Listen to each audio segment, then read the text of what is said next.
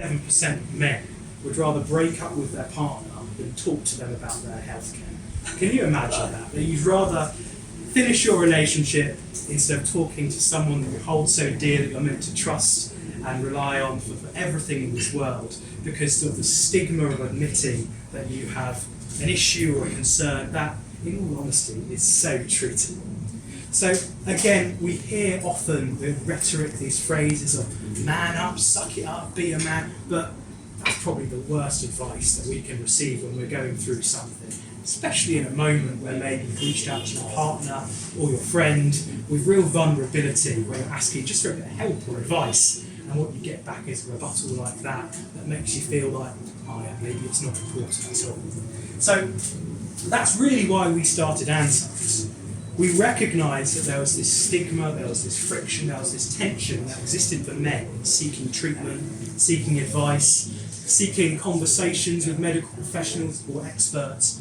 And we launched andSons 2.5 years ago to give men that access they need via an online experience. So everything that gives us the heebie-jeebies about going to the clinic, sat in a waiting room while someone peers over your shoulder whilst you write your intake sheet, when you go to the pharmacy and the pharmacist shouts out your name and hands over your medicine loud and clear, everything that makes us uneasy and awkward about that process of seeking help, we've stripped away. We have a 100% online experience. You can choose on your terms when to speak to a doctor. It's a video call, very friendly doctors based in Singapore, and every 15 minutes they have slots available.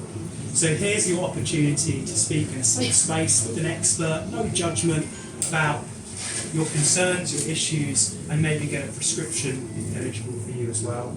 Everything delivered direct to your door within 4 hours. So no more of those awkward conversations in the pharmacy line where you bump into someone you're hoping not to bump into at that moment.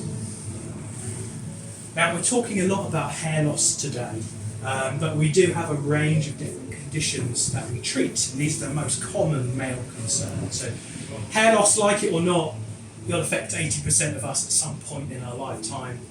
Skincare, did you know 27% of men still use a hand wash to wash their face? It sounds astonishing, and I'm sure you guys are a little bit more informed and engaged on the category, but that's the reality. 27% of men are using hand wash, and that's why acne and anti-aging issues prevail later in life.